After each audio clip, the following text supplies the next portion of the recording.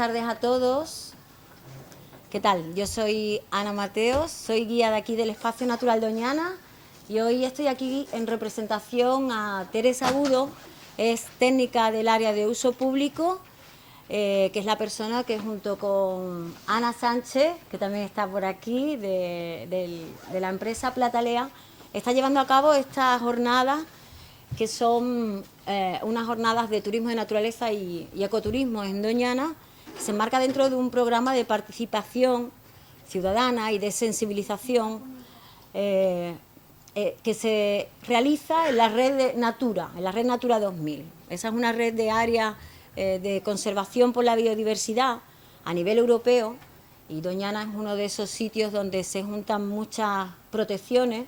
Es un parque nacional, pertenece evidentemente a la red, pero también es patrimonio de la humanidad, es zona Ramsar, y bueno, todos esos reconocimientos internacionales pues hacer que sea un lugar puntero en biodiversidad y en conservación, ¿no?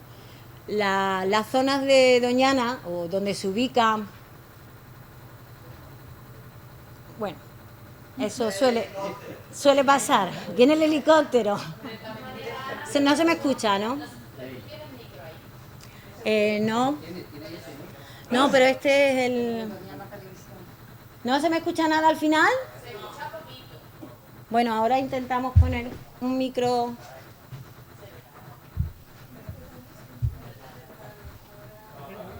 Eso para en breve. No hace falta. Ahora sí no ponemos el de la mesa, de aquí. Pues eso, espérate, no, lo ponemos aquí, no me escucháis.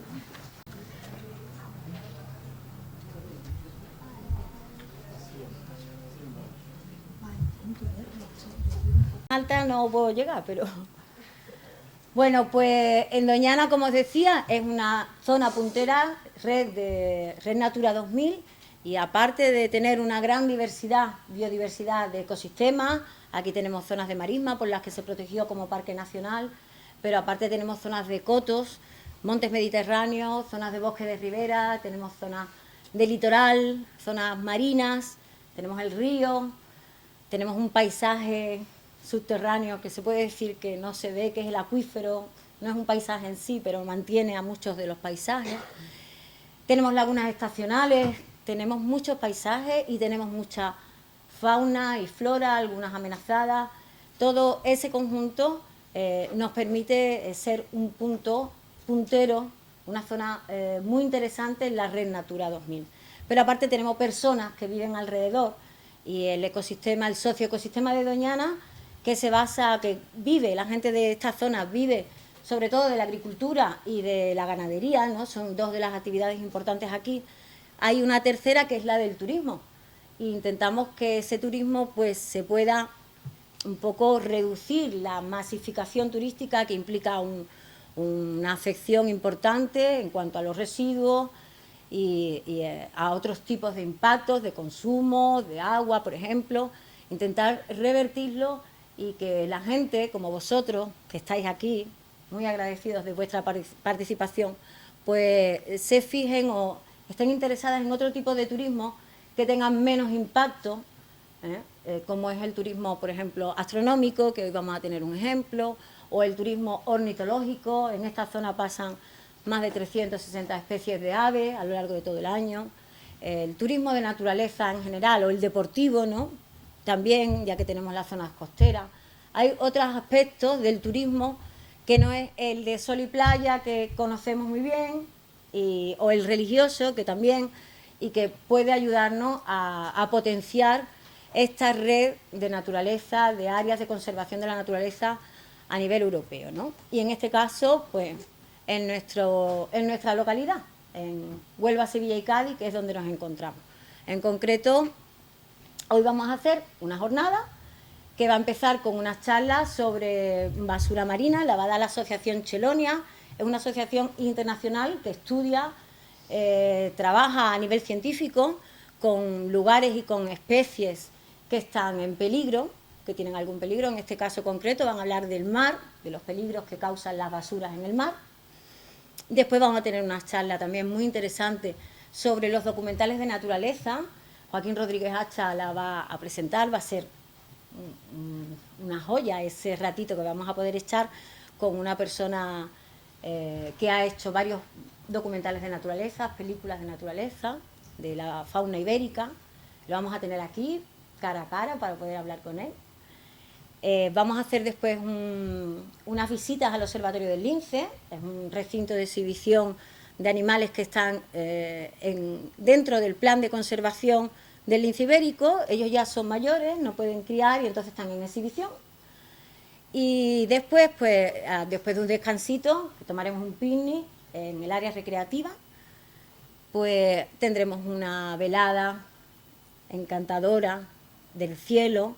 Como esté el cielo, da igual, nos van con la voz de Diego, de Platalea también, pues vamos a estar un rato disfrutando del cielo de Doñana, ¿no? Sobre la astronomía y sobre ese momento de la noche. Que aquí además, en este sitio donde hay fauna silvestre, vamos a ver que el contacto con ellos en esas horas del atardecer y de la noche es bastante más directo, ¿no? Normalmente no se puede estar aquí a esas horas. Hoy es un día excepcional. El centro habitualmente cierra a las 9 y un poquito más se puede estar por los senderos, pero poco más, porque de noche no podemos estar ni pernoctar en las áreas protegidas, ¿no? Hoy es un día especial que, bueno, va a estar lo que es el centro, mientras que estamos en una actividad y otra, pues va a estar abierto y estaremos en el punto de información.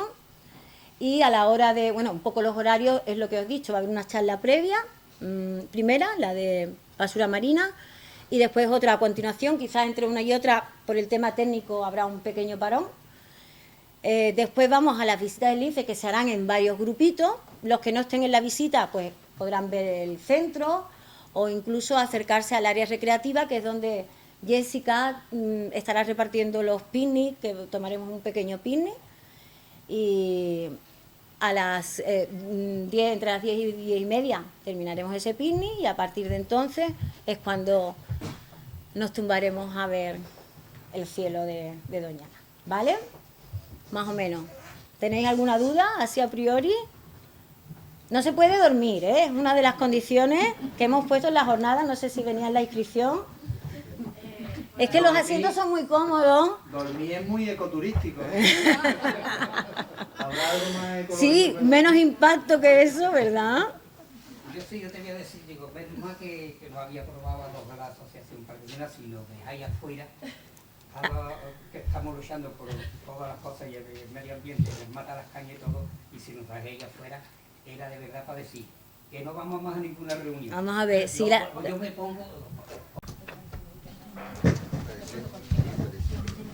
Sí, hola, sí. Buenas tardes, mi nombre es Gabriel, trabajo para la asociación Quelonia y yo vengo a hablaros hoy de basuras marinas. Algunos se preguntarán, ¿y para qué nos habla este hombre de basuras marinas si estamos en medio del campo? Incluso yo no voy ni a la playa, ¿no? A mí que me interesa.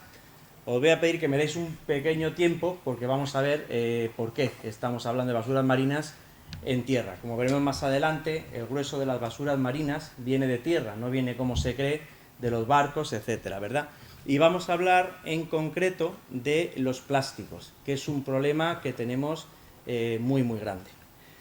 ¿Y por qué del mar, no? También podría decir, bueno, pues empezamos por la tierra, que estamos en la tierra.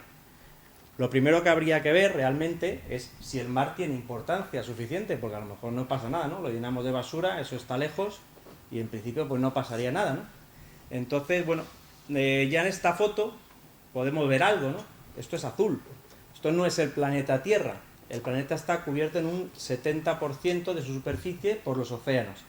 De hecho, desde que aparecieron la visión desde el espacio, ¿no? Ya en muchos documentales habéis oído hablar del planeta azul, ya ni siquiera se llama el planeta Tierra, ¿no? Entonces, en cuanto a magnitud, ya tenemos la certeza de que el mar algo pinta, algo importa, ¿verdad? Habría que hacer un repaso a la historia. Es en el mar donde empieza la vida, en torno a hace unos 3.600 millones de años, con lo cual ha tenido un tiempo enorme para que las especies evolucionen. Hay que resaltar que, además de que ocupa el 70% de la superficie, tiene profundidad y bastante, con lo cual en total estamos hablando del 90% de los hábitats habitables del planeta, ¿no? Tenemos vida desde hace muchos miles de millones de años y mucha extensión, con lo cual eso ha dado lugar a una biodiversidad enorme. Estamos hablando de que solo en el mar hay unas 250.000 especies y, por supuesto, no conocemos gran parte de ellas, sobre todo en las zonas más profundas. Si echáramos la vista atrás en cuanto a la historia, podríamos destacar primero, no sé si sabéis qué es esto. Estos son estromatolitos y estas bacterias cambiaron la atmósfera. Tenemos oxígeno gracias a estas bacterias marinas, ¿verdad? Lo que ocurrió es que apareció por primera vez la fotosíntesis en unos océanos que no eran muy profundos, con lo cual estas bacterias ocuparon una superficie enorme y lo que nos queda ahora es el esqueleto de carbonato cálcico que se produjo con el CO2, con el carbono que fijaban mientras emitían oxígeno. Estos microorganismos cambiaron la atmósfera del planeta. O sea, el mar ha creado la condición atmosférica que tenemos ahora para la vida. Y además de crear la vida, de crear las condiciones para la vida actual, tenemos que ha sido muy importante, durante la historia geológica de la Tierra ha habido grandes extinciones masivas. Una muy curiosa fue lo que ocurrió hace unos 750, 600 millones de años, que es lo que en geología se llama criogenia. La Tierra se congeló entera, es decir, todo lo que había en la superficie murió. ¿Dónde quedó vida? En las profundidades del océano, donde no se congeló, y de esa pequeña vida residual que ahí quedó, rebrotó toda la vida. Es decir, en los océanos se produce la vida, permiten que vivamos nosotros, y además han sido reservorio, no sabemos si habrá más extinciones masivas, que probablemente las habrá, hasta ahora de vida. Bueno, esto es el pasado, ¿no? Pero en la actualidad, ¿tienen importancia los océanos? Yo no sé si alguno habéis oído hablar de las funciones de los océanos. Habría tres básicas, tres vitales. No veis conmigo aquí, voy a echar un poquito más para atrás. La primera sería que es el pulmón del planeta. Muchos habréis oído que la Amazonia es el pulmón del planeta y no es cierto. En cuanto a ecosistemas terrestres lo es, pero en el océano se produce más del 50% del oxígeno que respiramos. Luego realmente es el pulmón del planeta. Y no solo porque emiten oxígeno, sino porque además captan CO2. Captan CO2, primero producen en la fotosíntesis, se produce CO2 y además captan CO2 atmosférico en el intercambio de la superficie. Ese ion carbono pasa a formar la materia orgánica, pasa a incorporarse a algunos organismos como los moluscos que tienen concha, ese es el carbonato cálcico de las conchas, y después de que todos esos animales mueran o precipiten, ese carbono queda, digamos, capturado en el fondo marino. Ahora que estamos oyendo hablar tanto del exceso de carbono, intuimos la importancia que tiene el océano, en cuanto a que eso se llama bomba biológica del carbono, capta carbono y evita que ese carbono se acumule en la atmósfera. Yo siempre pregunto la misma, ¿el CO2 es un gas de efecto invernadero, pero es bueno o es malo? ¿Quién lo sabe decir? A veces la gente dice, no, es malo, no, es bueno, en su justa medida. Si no fuera por el CO2, aquí habría un frío que no habría Dios que viviese, pero en exceso es malo, lógicamente. Y el océano no solo produce ese oxígeno, sino que además capta, controla, ¿no?, la concentración de gas de efecto invernadero. Como decía, el 70% de la superficie de la Tierra está cubierta por los océanos y eso supone el 97% del agua disponible. Y a nadie se le escapa que el agua es la vida. Si oís las noticias que se están haciendo de las expediciones para encontrar vida en otros planetas, no se busca vida, se busca agua. Y si hay agua ya buscamos vida, ¿no? O sea, esta es la importancia que tiene. Esto es una curiosidad, el cuerpo humano está compuesto más o menos por la misma cantidad de agua que tiene el planeta, y ese agua, ese 97% de agua que acumulan los océanos, pues es el agua que nos permite la vida, que nos permite que haya ríos, que nos permite la lluvia, las plantas, etc. ¿Y eso de dónde viene? Viene de la evaporación de los océanos. O sea, tenemos la reserva de la vida, que es el agua, en los océanos. Entonces vemos que va viendo ya, pues es el pulmón del planeta, tiene la vida, el agua que nos permite vivir, y además también, muy importante, regula el clima. El clima que nosotros conocemos depende de los océanos. ¿Por qué? El océano no es una masa estática de agua. Los océanos están compuestos por un montón de corrientes marinas de diferente, digamos, intensidad, de diferente dirección, etcétera, ¿no? Esas corrientes van a depender de los movimientos de rotación de la Tierra, de la ubicación de los continentes, de la orogenia de las costas, depende de todo eso. Pero a grosso modo, ¿qué es lo que ocurre? ¿Qué pasa en el Ecuador? Es la zona donde más calienta el sol. Ahí tenemos un calentamiento de las aguas. Las aguas tienen esta tendencia, esta dirección, por la rotación de la Tierra, cuando chocan con el continente americano, pues ascienden. ¿Qué ocurre en el Polo Norte? Que se van a enfriar. ¿Qué ocurre con el agua fría? Que pesa más que la caliente. Luego, sencillamente, cuando se ha enfriado, se hunde y deja espacio para que siga afluyendo las corrientes de agua caliente, ¿no?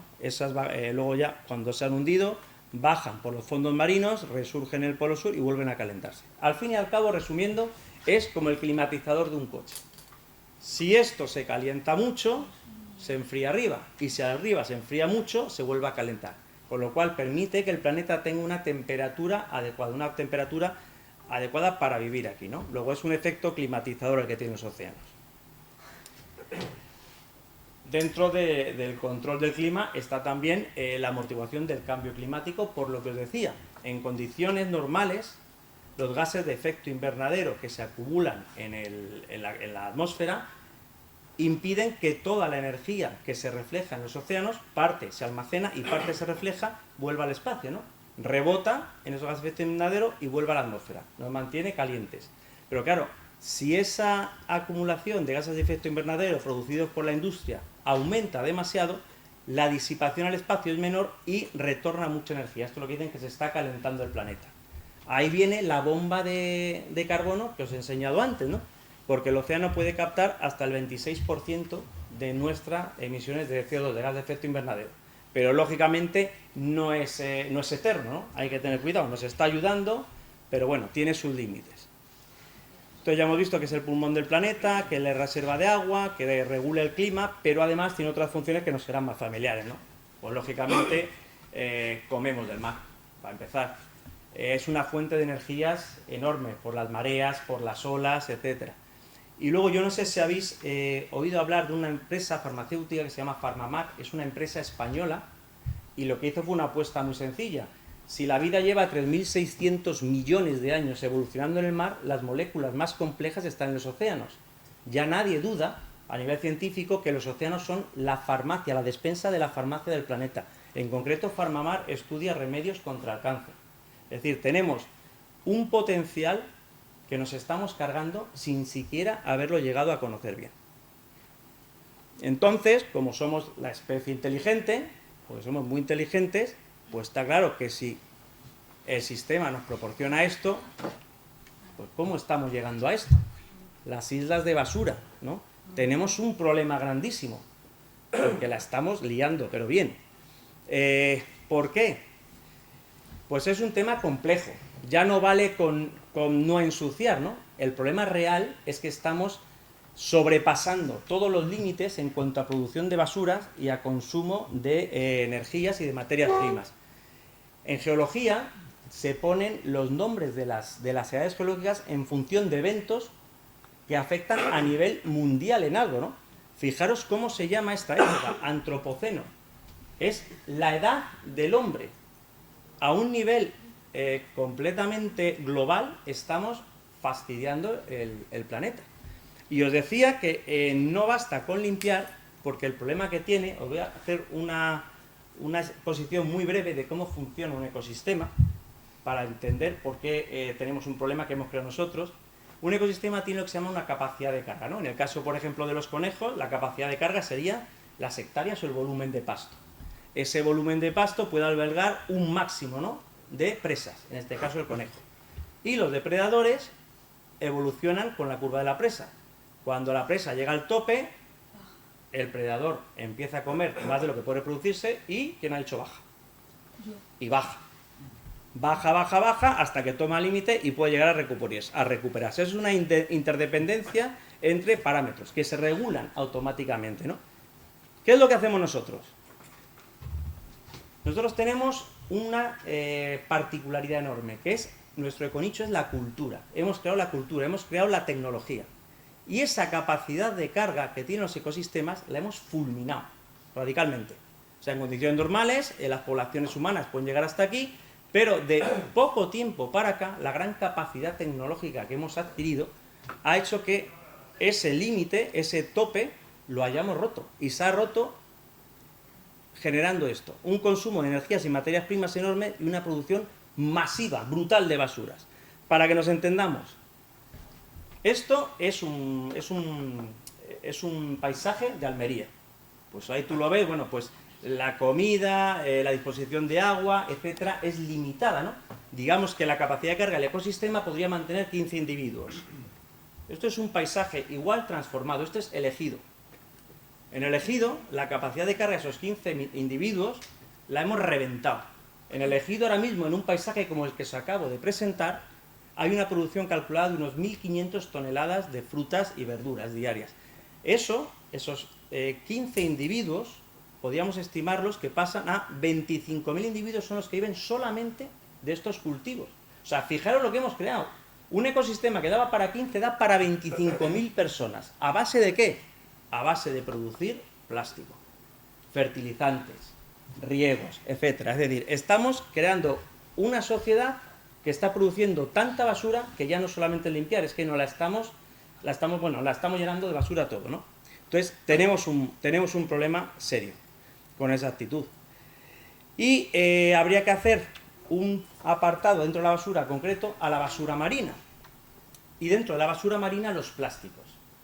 Los plásticos son un problema muy, muy serio. De hecho, ya hace unos años, ¿no? En 1992, aparece la comisión OSPAR, que es una comisión para la protección del medio del Atlántico noreste. España está incluida dentro de ese tratado y se desarrolla un grupo de trabajo exclusivamente para las basuras marinas, ¿no?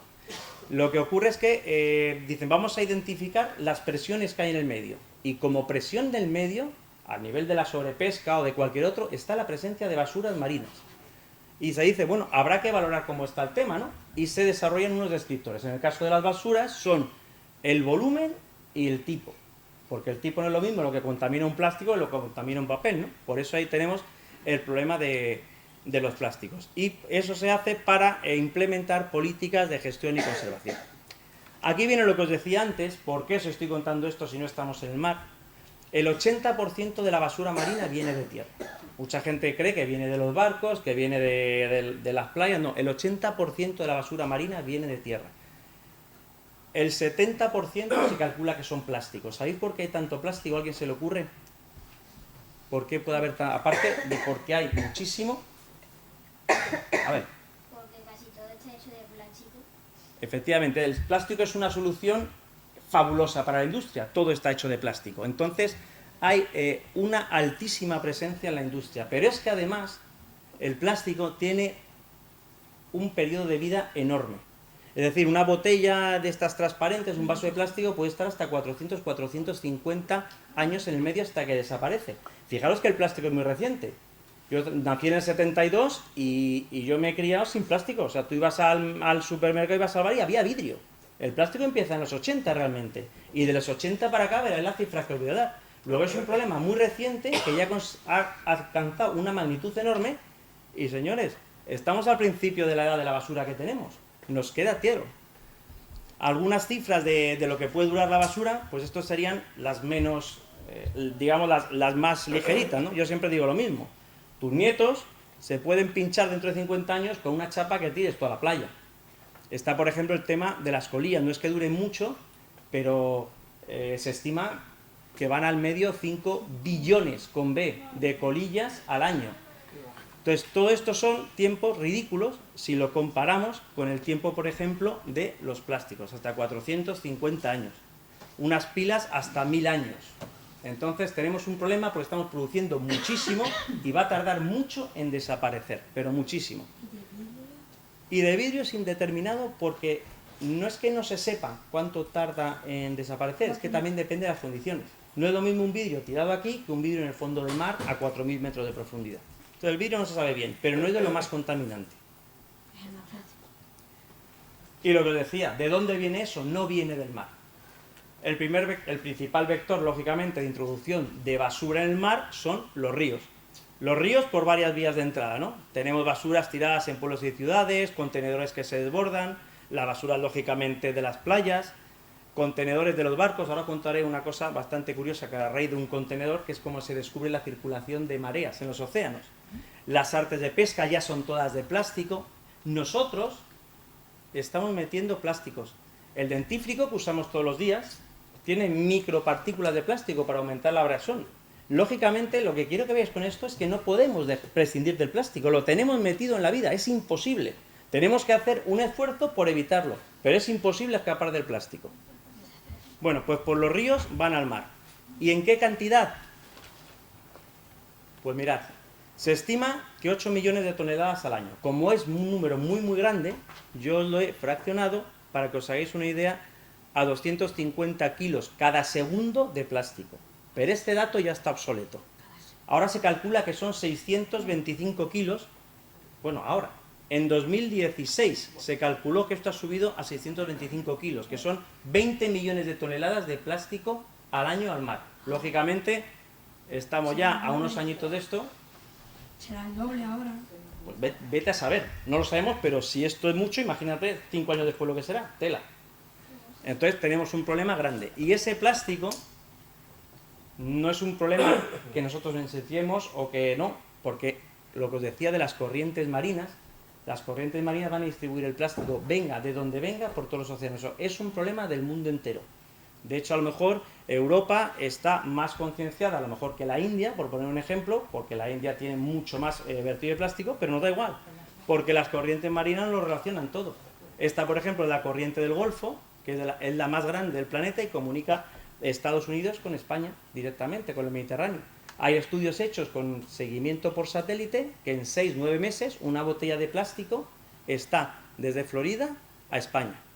Y aquí es lo que decía, hubo un caso muy curioso que es a raíz del que se empieza a estudiar las corrientes marinas, que es el de los patitos de bañera, no sé si alguno lo habéis oído. Sí, eso es. En 1992 a un barco que salía de Hong Kong se le cayó un contenedor con 28.000 patitos. Y los americanos, que para eso son muy prácticos, dijeron, estupendo, vamos incluso a dar dinero a quien nos reporte datos de los patitos. Bueno, pues fijaros que en el 2007 todavía se reportaban datos de patitos en Cantabria. Fijaros las corrientes marinas cómo reparten, igual que los patitos, la basura. Entonces, la basura es un problema global que además se reparte globalmente por el mundo por las corrientes marinas que, por otro lado, nos permiten vivir en una temperatura correcta y adecuada, ¿verdad? ¿Qué es lo que ocurre con los plásticos que van al mar? El 15% se concentra en lo que son los giros oceánicos, que son estas islas, las islas de basura. No sé si habéis visto fotos alguna vez. La más grande es la del Pacífico Norte, que son 96.400 toneladas. Parece que no es mucho realmente, 96.400 toneladas. Pero pensar que una botella de litro de plástico no llega a 20 gramos. Son 18, 19. Con lo cual, a 19 gramos, ¿cuántas botellas de plástico caben en 96.400 toneladas? De hecho, esta isla de basura mide 1.600.000 kilómetros cuadrados, que es equivalente a 3 veces Francia. Pero si esto nos parece mucho, esto es el 15%. El 70% del plástico se ha hundido. Es decir, eso es nada, el 70% ya está en los océanos. Hablamos que los océanos tienen una profundidad media de 4.000 metros. Eso ya no hay Dios que lo saque de ahí. Y luego habría otro 15%, que es el que se dispersa por las corrientes, que es el que llega a las playas, sobre el que en Chelonia estamos haciendo las limpiezas y los monitoreos, etcétera, ¿verdad? Entonces, la magnitud es grande. Esto es un ejemplo que decía de la isla del Pacífico Norte. Este es el tamaño que tiene, que equivale a 3 veces el país de Francia. Pues nada, si el mar está lleno de basura, lógicamente habrá problemas relacionados con la basura. ¿La tortuga qué animal es? ¿Un reptil, un pez, un ave? ¿Quién lo sabe? Es un reptil. no tiene branquias, tiene que respirar. Os decía antes que las artes de pesca son redes, son plásticas, con lo cual esto no desaparece. Enmalla animales que lógicamente, pues como un cetáceo, una ballena, un delfín, pues acaban atrapados y se asfixian. Pero vamos a empezar por nosotros. ¿Comemos plástico? ¿Alguien ha comido plástico alguna vez? No, pero en los pescados, cuando nosotros, en los pescados, por ejemplo, se comen microplásticos y nosotros pescamos el pescado, nos lo comemos, entonces estamos tomando microplástico. Efectivamente, aposta no vas a comer plástico, pero estamos comiendo plástico. Estamos tirando plástico y a la vez Eso es. comemos. Entonces, ¿esto qué animal es? Es un... ¿qué? Yo te veo valiente. Un tiburón ballena. Entonces, es un tiburón, no es una ballena, es el pez más grande del mundo, pero come como las ballenas. Si este animal va filtrando en una isla de basura, se traga el plástico. Nunca vamos a comer un tiburón ballena, pero sí vamos a comer otros plásticos más pequeños. Esto es exactamente lo que tú habías dicho.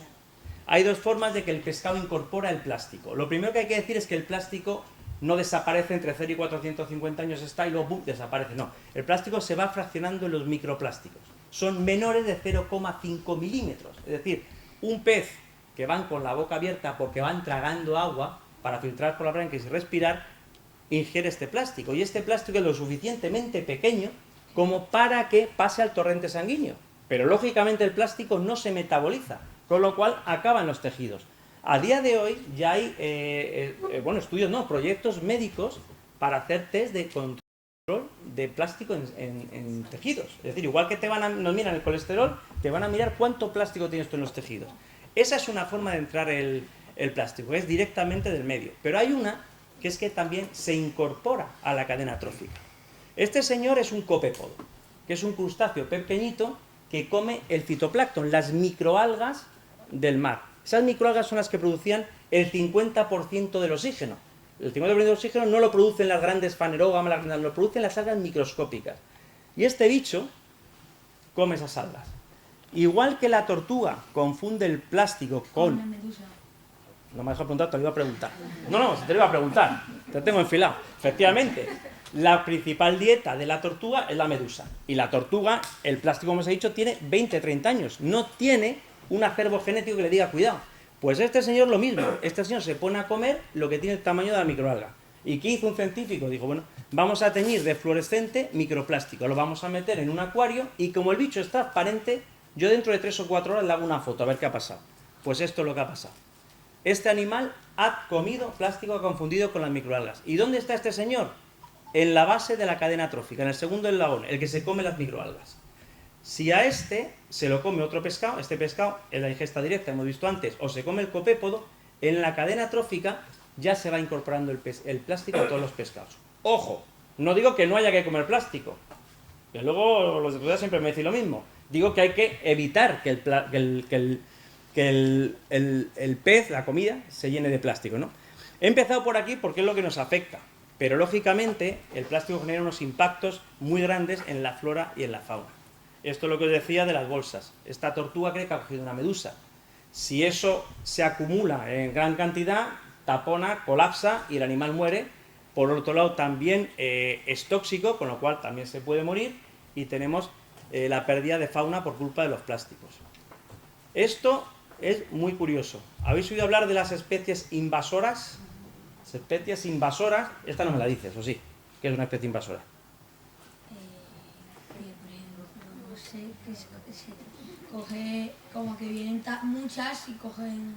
No tienen que venir muchas, vienen de fuera, pero vienen porque las introducimos nosotros. Si viene de fuera sola, no, pero una especie invasora es una especie que viene de otro sitio, es introducida por medio del hombre, voluntaria o involuntariamente, y se mete a cañón en un ecosistema que no es el suyo.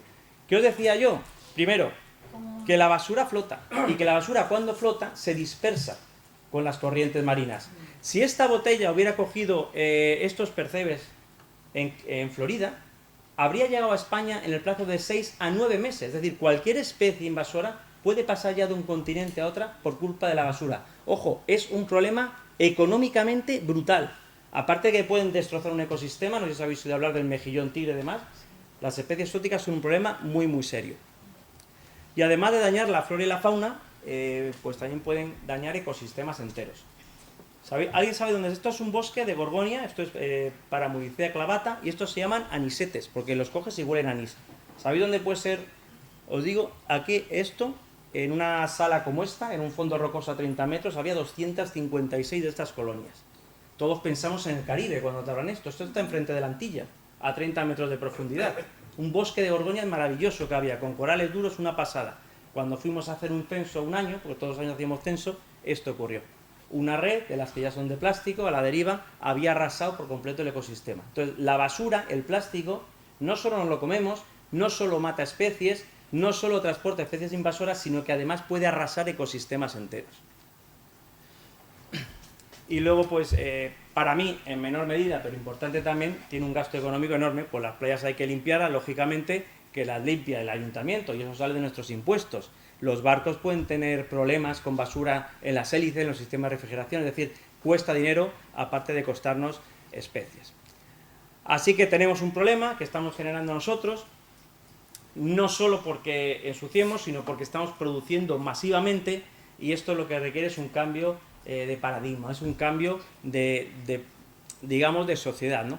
Nosotros estamos, no voy a hablar de economía, no sé, y además no es mi guerra, pero estamos en un modelo económico lineal, es decir, producimos, extraemos, generamos lo que sea que vamos a hacer, lo consumimos y lo tiramos.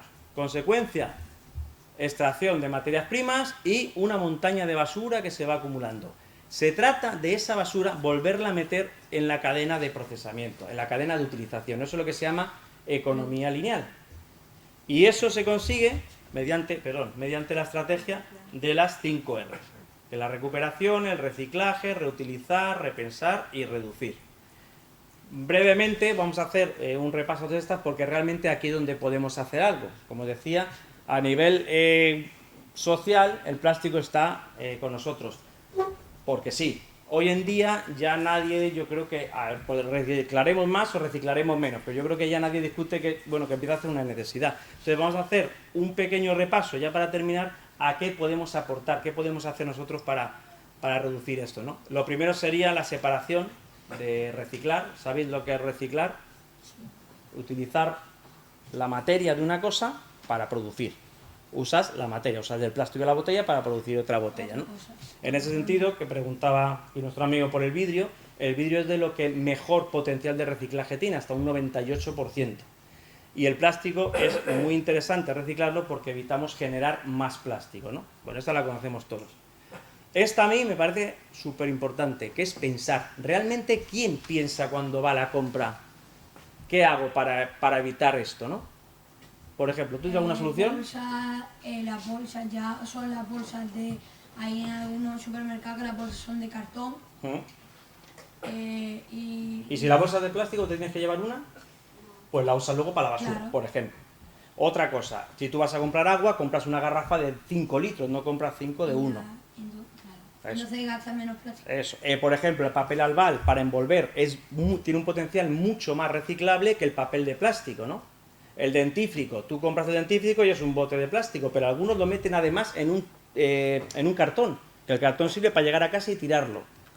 El embutido, tú te vas a hacer un bocadillo, compras un embutido y si os fijáis, para 100 gramos de peso neto, 100 gramos jamón de York, 170 pesos brutos. Es decir, estoy comprando 70 gramos de plástico por cada 100 gramos de comida. Es decir, hay un montón, pero un montón de cosas que ya podemos hacer y que realmente tampoco nos paramos a pensar. Pues eso es esto, repensar, que al fin y al cabo es lo que hay que hacer siempre ante la vida, mantener una actitud crítica y activa. En este caso pensamos en esto. Esto reducir, pues está muy bien, porque ya se han eliminado, teóricamente, se han eliminado los plásticos de un solo uso. Pero claro, los hay muy listos. Cuando tú ahora compras un paquete de estos de vasos o un paquete de platos de plástico que eran de usar y tirar, ahora los que los fabrican ponen usar hasta 5 o 6 veces. Es el mismo plástico y ahora se puede usar 5 veces, entonces hay que estar también atento con esto. Nosotros sí podemos reducir, pues lo que decíamos, si nos hemos llevado una bolsa de plástico, pues la usaremos para otra cosa, vamos a reducir el consumo de esas cosas, ¿verdad? Luego estaría la reutilización. La diferencia entre reutilizar y reciclar es que aquí no utilizamos el material, aquí usamos las cosas para otra cosa. Esto, por ejemplo, que estoy muy orgulloso, son mis colecciones de cactus con vasos de yogur y restos de cuerdas que me van quedando. Pues esto es reutilizar, ¿no? Aquí vemos, por ejemplo, un mobiliario de jardinería hecho con bidones de aceite industrial, ¿no? Entonces, esta es otra de las R's. Y ya la última R sería la de recuperar, que es lo que hacemos nosotros en la playa, que hacemos dentro del proyecto también de concienciación y sensibilización de voluntarios del Parque Nacional de Doñana. ¿Y alguien me sabría decir por qué he puesto recuperar y no limpiar? Dale. ¿Lo reutilizas? Limpiar es mover la mierda de sitio, con perdón, sencillamente. Recuperar es eso. Como veis, las bolsas son de diferente color porque separamos por materiales. El plástico va a un lado, el vidrio va a otro lado, el papel va a otro lado, y no solo lo quitamos del medio, sino que además lo llevamos a puntos limpios, a contenedores, para poder reciclarlo. Por eso se llama reutilizar. Un dato curioso, no he puesto las fechas, pero esto es una cronología consecutiva de 3 fines de semana seguidos. Están espaciados una semana o 2 a lo sumo entre ellos. Es el mismo kilómetro de playa que limpiamos. Vamos, siempre que vamos, sacas cantidades de basura. Y estamos hablando de invierno. En verano hay otra basura y otras cosas. Fijaros, el mismo sitio, el mismo trayecto con 2 semanas. Continuamente llega basura. Esa es la zona de Pico Loro, ¿no? Esa es la zona del camping de Doñana. Entonces nosotros limpiamos... Y ha estado mucho tiempo cerrado el acceso a la playa. Y ahora han hecho un... Sí, porque a base de caña que le hemos dado sí. Los ecologistas de Nación de Mazagón, o un grupo que nos llamamos Recuperación, Casa Vigía y el Camping Doñana, vamos al acceso. Sí. Se ha hecho una obra no como la que nosotros queríamos. Ya, una rampa de hormigón potente. Y esa Claro. no era el proyecto que nosotros le propusimos. Ya supongo, ya. Entonces se ha abierto, pero no había tanta basura cuando nosotros Claro. estábamos. Pues otra limpieza que hacemos es de ahí hacia poniente. De ahí hacia poniente. Y vayas cuando vayas, una semana, otra semana consecutiva, siempre va llegando, siempre va llegando. Desde actividad del narcotráfico, como puede ser, por ejemplo, estos bidones de gasolina, que es lo que es, hasta basura diversa. Si vas en invierno después de un temporal, alucinas. Si vas en verano después del turismo, alucinas. La basura siempre, siempre, siempre. De hecho, esos más de 600 kilos por segundo que van a plástico al mar, como decía, aunque solo sea el 15% de lo que acaba en las costas, es una cantidad ingente. Así que después de todas estas malas noticias, lo que yo quiero es que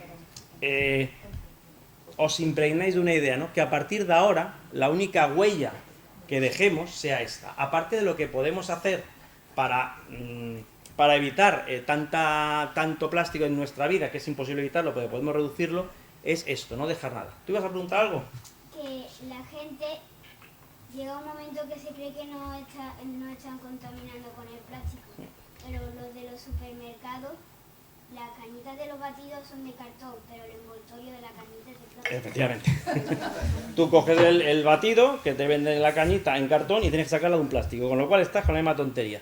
Veo que las generaciones que vienen son más listas que nosotros. Muy bien, os dais cuenta. En cualquier caso, nosotros, por ejemplo, os he puesto esto por si queréis apuntaros. Ahora tenemos, con la actividad con el Rocío Chico, vamos a hacer una limpieza el 20 de agosto, que es sábado, en la Madre de las Marismas. Entonces, es una limpieza abierta, va quien quiere, ponemos guantes, ponemos bolsas, ponemos el agua, ponemos todo. Os podéis apuntar en la página de, buscáis Chelonia, eventos, y ahí os podéis apuntar. En el peor de los casos, si no os queréis apuntar, también podéis ir directamente. Nosotros estaremos a las 9 a las 10 de la mañana en la oficina de turismo. Solemos ir a las 9 al Guindilla a tomar café, pero si alguno está interesado en participar, pues el día 20 estaremos aquí haciendo recuperación.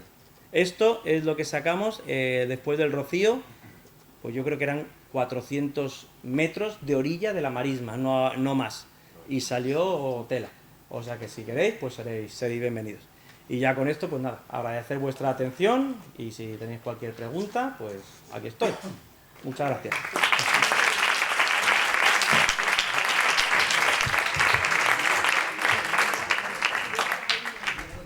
¿Alguna pregunta o algo? Vosotros habéis preguntado todo por el camino. Muy bien.